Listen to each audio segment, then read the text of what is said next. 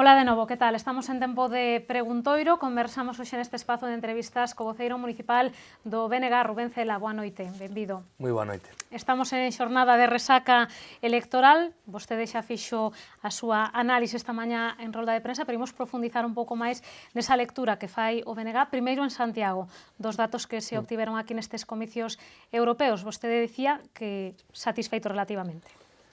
Relativamente, non? Eu creo que o resultado, calquer resultado, cando son bons e cando son malos, non se poden analizar en abstracto, non hai que contextualizalos.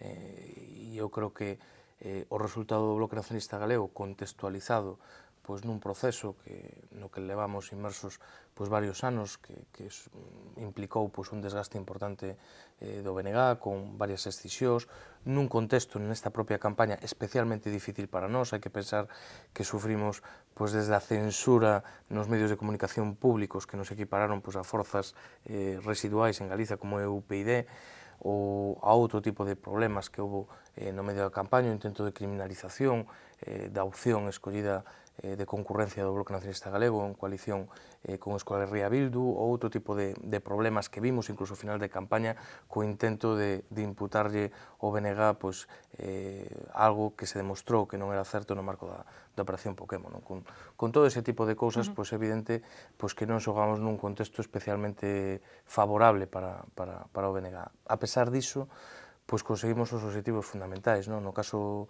concreto de Santiago, creo que non é un dato menor conseguir a confianza de case 3.000 veciños e veciñas de Santiago. Por tanto, eu creo que é un resultado moi aceptable. Santiago é o mellor resultado electoral do BNG nunha cidade só por trás da cidade de Pontevedra, e eu creo que nos dá motivos para ser optimistas de cara ao futuro. Eu creo que hai que seguir mellorando moitas cousas. Eu creo que o Bloque en Santiago e no conxunto do país está inmerso nun proceso precisamente de atender ben todos os recados que nos foron chegando nestes últimos anos e corrixir todas as cousas que tiñamos que corrixir, que non eran poucas, e ese proceso non vai ser nin doado nin rápido, pero eu creo que as cousas están facendo razonablemente ben, que estamos cunha boa dirección marcada e estamos percorrendo ese camiño pouco a pouco, co espírito de recobrar a confianza de moitas persoas que anos atrás apoiaron o Bloque Nacionalista Galego e hoxe, por as razóns que sexan, non o apoian. E eu creo que ese é o espírito co que estamos a traballar. No caso concreto de Santiago, ademais, teño que dicir que eu estou especialmente satisfeito da campaña que realizamos. Eu creo que houve moitos militantes, pero tamén incluso moitas persoas de barrios e parroquias que non son militantes do BNG, que nos botaron a man nesta campaña, e a campaña das europeas, que tradicionalmente, sobre todo nos grandes partidos, é unha campaña de baixa intensidade,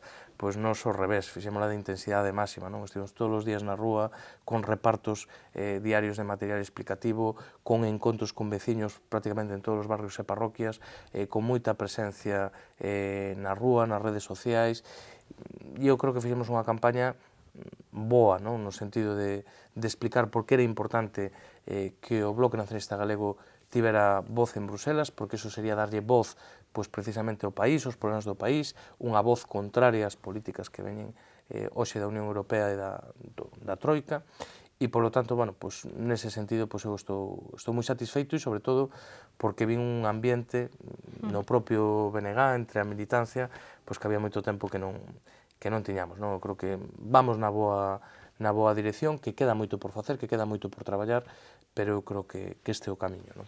En todo caso, di vostede, tivemos case 3.000 votos, pero hai unha caída con respecto ás pasadas eleccións europeas de case o 2%, tamén caen moito máis PP e Partido Socialista, pero o BNG parece que xa non é quen de conseguir eses votos todos descontentos dos outros partidos. Bueno, como che decía, estamos nun proceso que non deixa de ser complexo para o propio BNG. Con todo, eu creo que ainda que hai esa caída de 2 puntos, eu creo que o resultado obtivo non é pouca cousa. Non que haxa 3.000 persoas en Santiago de Compostela que, a pesar de todo e contra vento e marea, pois decidiran coller unha papeleta do Bloque Nacionalista Galego, desde logo para min di moito, éncheme de orgullo como militante nacionalista e tamén dunha enorme responsabilidade. É evidente que a todo o mundo lle gustaría ter un mellor resultado que nas anteriores eleccións, pero eu creo que a tenor do contexto do que falábamos antes, pois que é un resultado moi meritorio e podo te asegurar que tamén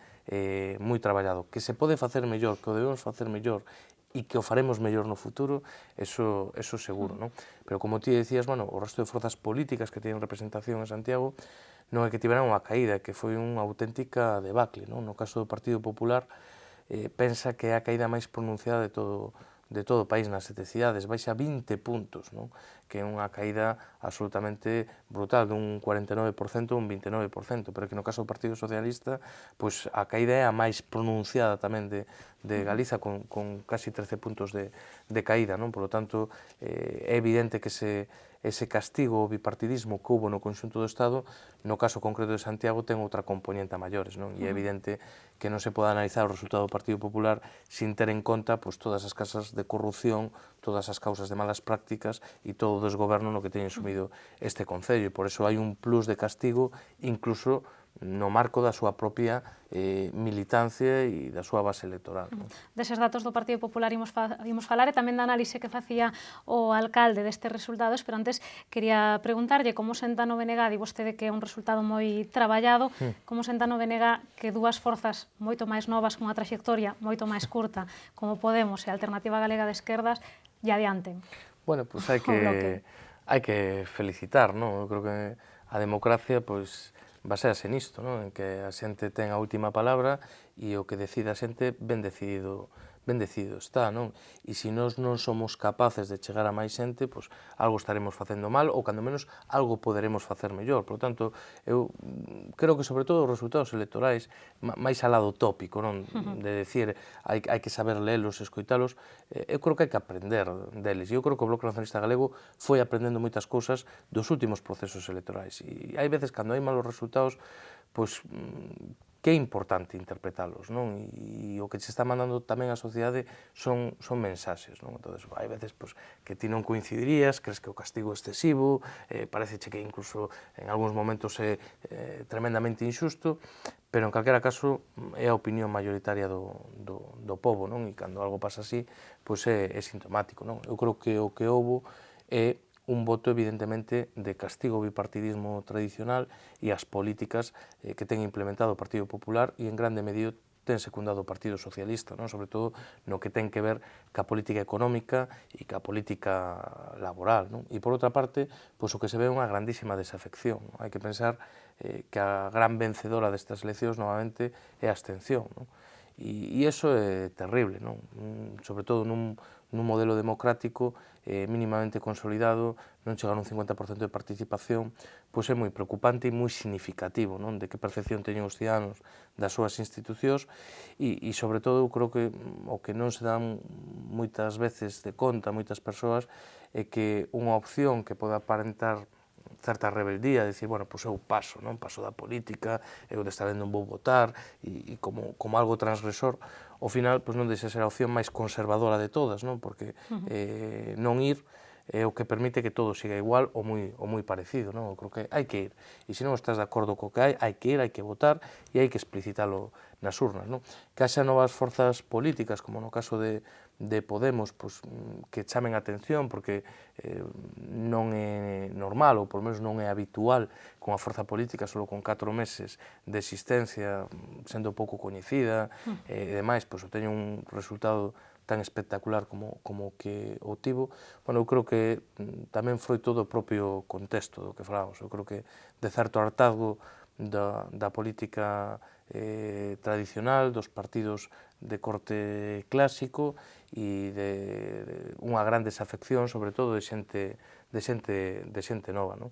Bueno, a min, eu creo que hai que interpretar todo isto ben, pero tampouco me preocupa especialmente. Eu estou convencido que hai moita xente que votaba o BNG, que hoxe votou outras opcións políticas, e que estou convencido, firmemente convencido, que seremos capaces de reilusionalos e de volverlos a convencer de que confíen nunha forza política como o Bloque Nacionalista Galego.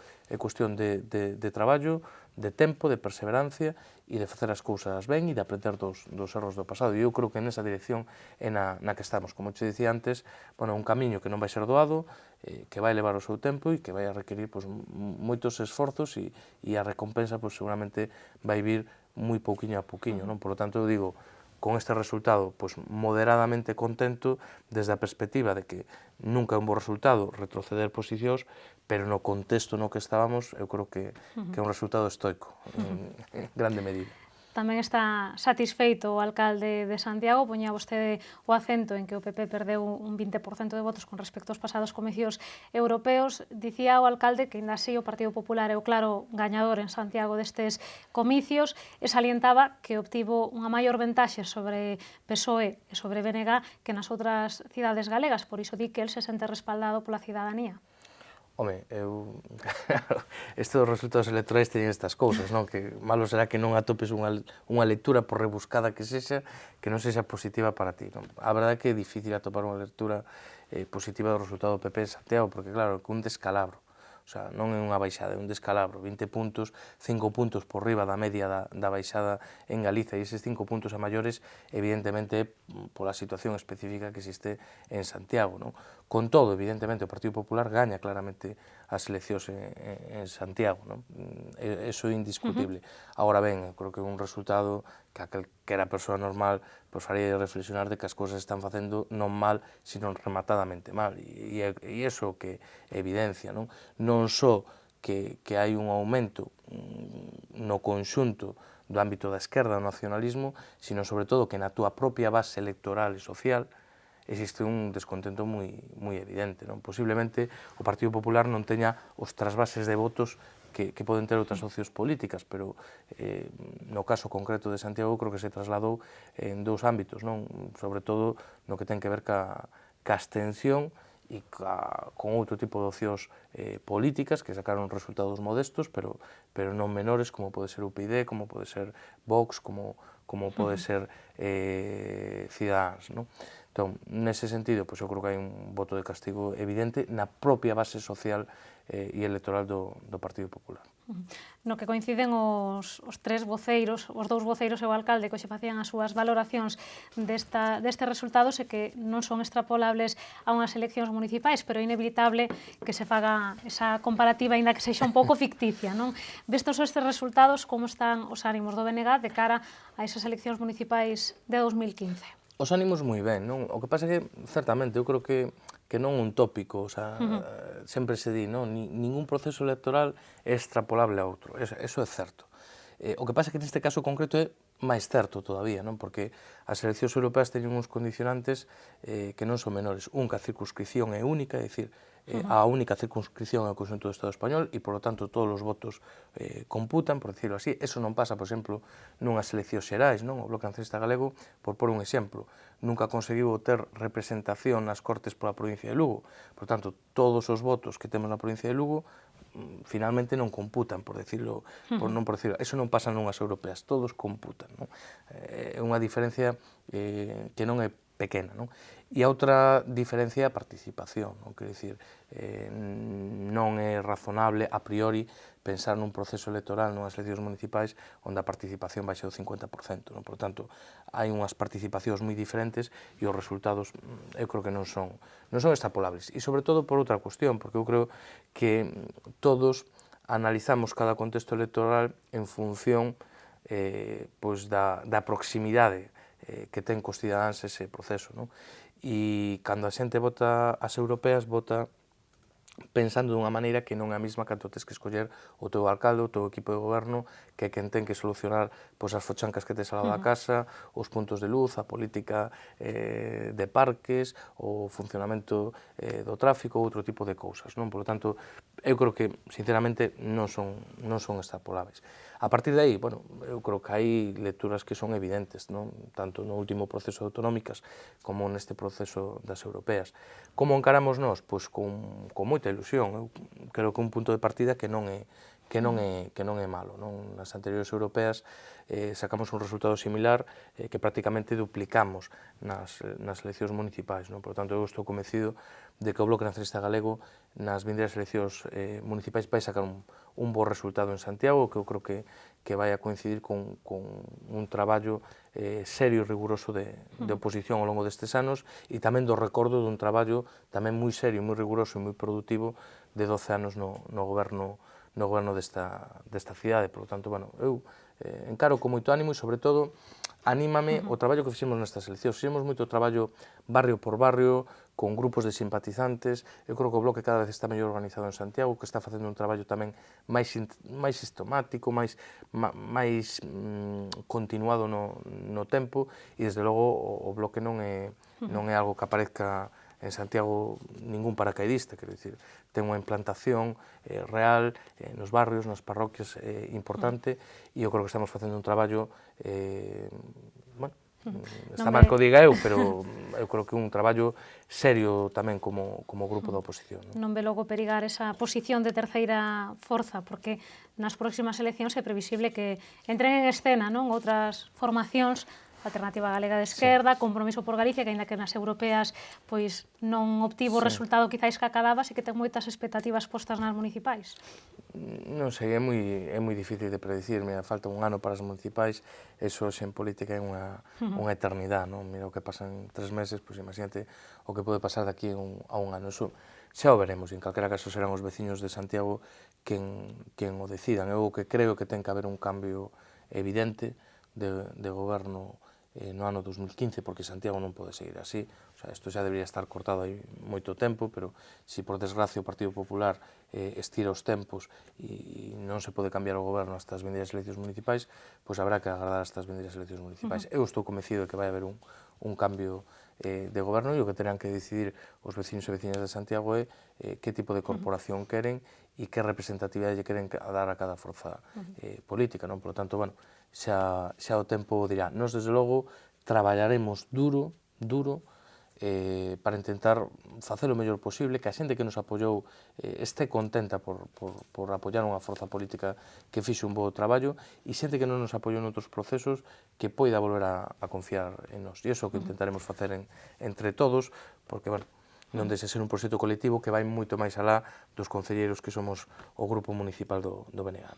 Nos resultados das municipais tamén influe máis quen é o candidato. A día de hoxe non está claro quen vai ser o cabeza de cartel en ninguna das tres forzas que agora teñen representación no Concello. Teño que preguntar a vostedes, se vostedes xa ten claro quen vai ser o cabeza de lista do BNG? Pois non, pero mire, con independencia de quen sexa o cabeza de lista do BNG, eu creo que o BNG vai plantexar unha boa candidatura no seu conxunto, non só na cabeceira de lista, e, sobre todo, eu creo que vai a plantexar unha boa alternativa programática. Eu creo que o Bloque Nacionalista Galego vai se presentar unhas eleccións cos deberes feitos, con toda unha serie de propostas realizáveis, creíveis, e que nos comprometeremos con elas, non? Por lo tanto, eu creo que iso é o máis importante, non?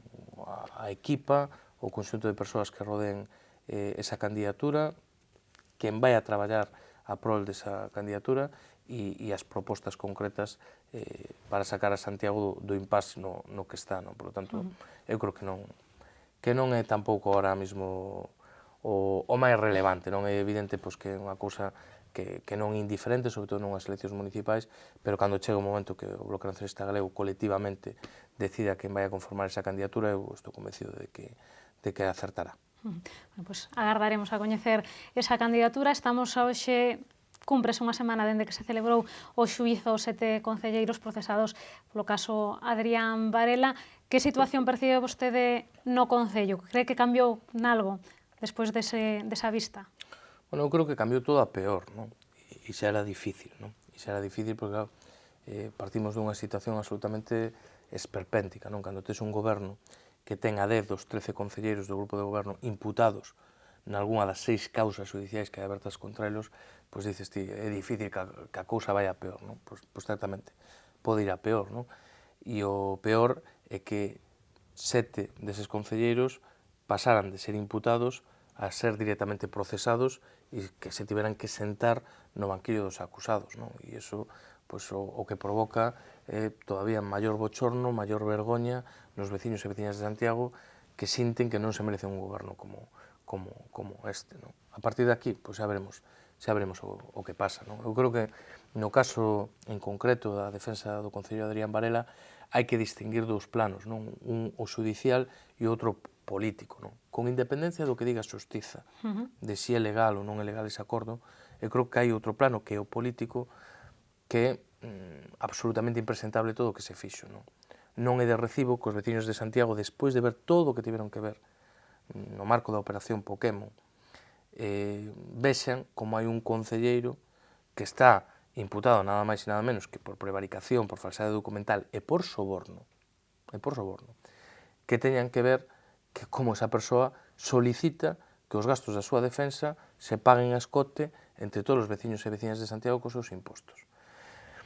A partir de aí, pois, mire, a xustiza pois, dirá o que teña que dicir. Ata agora o que hai é unha sentencia do Tribunal Supremo que o que dicía é que un concelleiro certamente pode acollerse á petición de que a institución, neste caso o Concello de Santiago, sufraga a súa defensa se se cumplen dúas circunstancias. Unha, que resulte absolto e dúas, que claro, que esa imputación sexa polo exercicio normal e polo exercicio lícito do cargo de concelleiro, non? Bueno, eu creo que non se daba ninguna desas dúas circunstancias cando se aproba ese acordo, pero en calquera caso eu non sou moi docto en leis e terá que ser a Xusticia Ordinaria quen determine pois a legalidade ou non do acordo que tomou aquela Xunta de Goberno. En calquera caso, repito, con independencia da legalidade ou non dese acordo, eu creo que é absolutamente inmoral e desde unha perspectiva ética e política absolutamente impresentable e reprobable. A espera de que coñezamos a sentenza, nos últimos días falouse tamén moito, ademais do que pasou no xuízo, dese plan B que existe no Concello de Santiago, segundo a concelleira Reyes Leis, que logo o alcalde se apresuraba a negar que exista tal plan B, tamén o negaban pois, Alberto Núñez Feijóo, Pedro Puy, Alfonso Rueda, a plana maior do PPDG saiu para desmentir a Reyes Leis. Como interpreta vostede todo o que aconteceu neses días posteriores ao xuízo? Bueno, eu que sei, haberá plan B, C e D. Non? O problema é que o plan A, que é o que está seguindo Feijóo, é exclusivamente limitarse a mirar para outro lado e deixar que todos estes cargos sigan desenvolvendo as súas funcións como se aquí non pasara nada. Ese é o plan A. Intentar pasar os días e ir aguantando o chaparrón. Non?